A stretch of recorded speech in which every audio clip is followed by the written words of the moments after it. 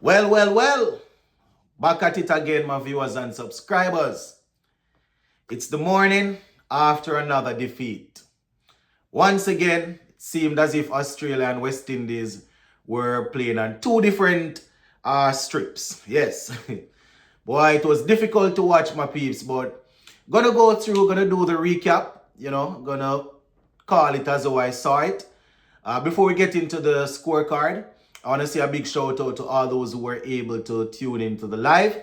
We were able to go from ball one straight up to the end. Didn't end in our favor, but I want to say big up to all those who came out and showed some support on the live. All right, so West Indies, my people, losing the second game of the series. So they'll be heading to St. Kitts 2-0 down, right? It wasn't a high-scoring game last night. West Indies lost the toss once again. Batting first, we scored 172 for 8. Yes, 172 for 8. When we were batting, as fans in the comment section, we were saying, boy, it would appear as if the pitch isn't as easy for batting as it was in the first game. Well, Australia showed us that it was as easy, or probably even easier, when it was their time to chase down that 172. They did it in only 15.2 overs, my people. Yes. So once again, quite a few of our batsmen failed. And then the bowling. It was all over the place. I have to say hats off to Australia. They played well. They played some good cricket, yes. But, there are definitely some areas that we let ourselves down in. I think it was about 6 catches that we put down. Yes, about 6 catches. At one point, 3 catches went down in an over that Goody Kishmoti bowled. So let's just go through this scorecard here. 172 for 8. Batting for us, it was actually Brandon King that top scored. The power play, the first 2.5, 3 overs in the power play was a bit tough. King and Shea Hope, they didn't really get off to a fiery start in the first couple of overs. But in the latter stages of the power play, Brandon King turned it on and he ended up getting 51 from 36. Shea Hope, he scored 9 from 13, playing a shot off Glenn Maxwell basically right after Brandon King got out. As a captain, you probably would want him to settle down and see where he could take it. But he went for 9 from 13. Shimron Hetmeyer, he struggled. He ended up getting 14 from 10. Batting at number 3 in last night's game. Raston Chase, run a ball 16. I tell my people, he really struggled last night. First game, he looked good. Seemed as if he had the beating of all the bowlers in the first game. But last night, he definitely didn't fire. Ravman Powell, he struggled probably more than anybody else, my people. He just looked tough out there. 12 from 14 with 1-4. It was very hard to watch.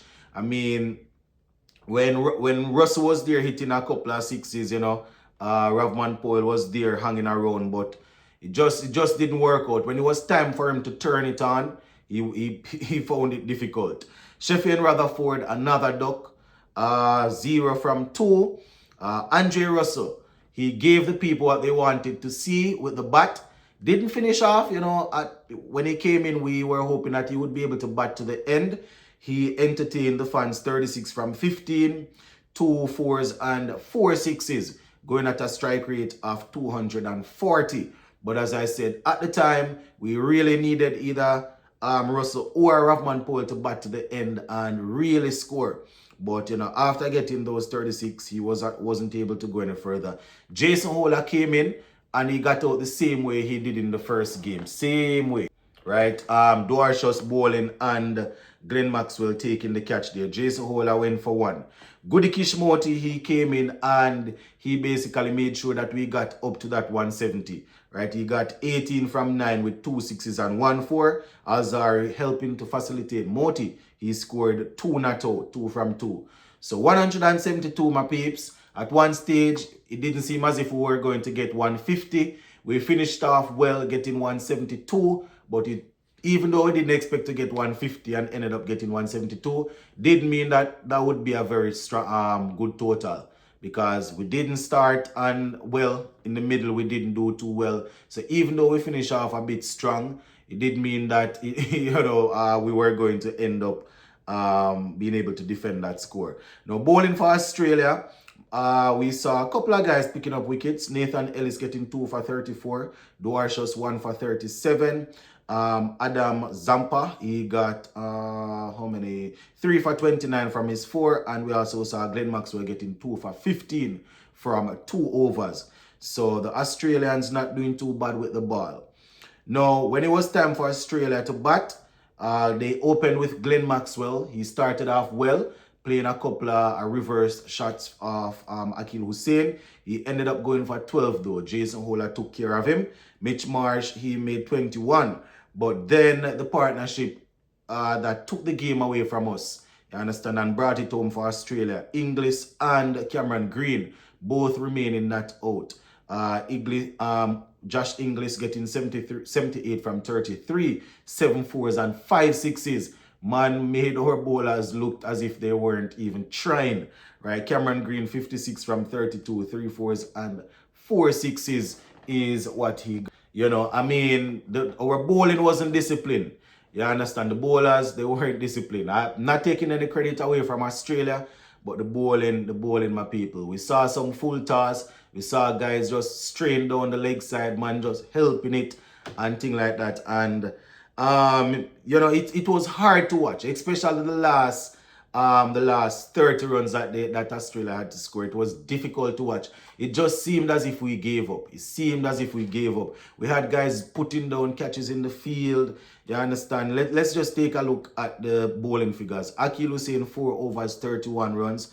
Jason Holder, 1 for 28 from his 3. So, not bad at all from Jason Holder. Alzari Joseph, 3 overs, 50 runs, 1 wicket. Right? Goody Kishmoti, 3 overs, 33 runs. The Australians found Goody Kishmoti a bit tough to deal with. I think it was his last over that they actually got some runs off him. Raston Chase bowled 1.2 overs for 14 runs. Andre Russell's 1 over went for 16 runs. So I tell my people, the bowling was all over the place. You understand? Usually we would try to have some amount of control. But as I said, only Jason Holder and Goody Kishmoti, provided some challenge for them. I mean, Hussain wasn't too bad, but, he wasn't his regular self. So the fact that he didn't pick up anything in the power play or in the middle, we found it a bit difficult. But yeah, the seamers really, really let us down, my people. That one over there from Russell, which went for 16, and then Alzari's 3 overs for 50 runs. That was, boy, I tell you, that was really, really tough to take. But the better team won. My viewers and subscribers. Sabina Park was hyped. There was a lot of noise. Andre Russell got his send-off, not a victorious one. But, they wanted him in the team so that he could play in front of his home crowd for the final time. He got that. We ended up losing. So we will leave Sabina Park 2-0 down. So a whole lot of things need to happen where this team is concerned, my people. But we're going to leave it right here so for now. We have some more things to say, but we'll talk about it later on. Big up.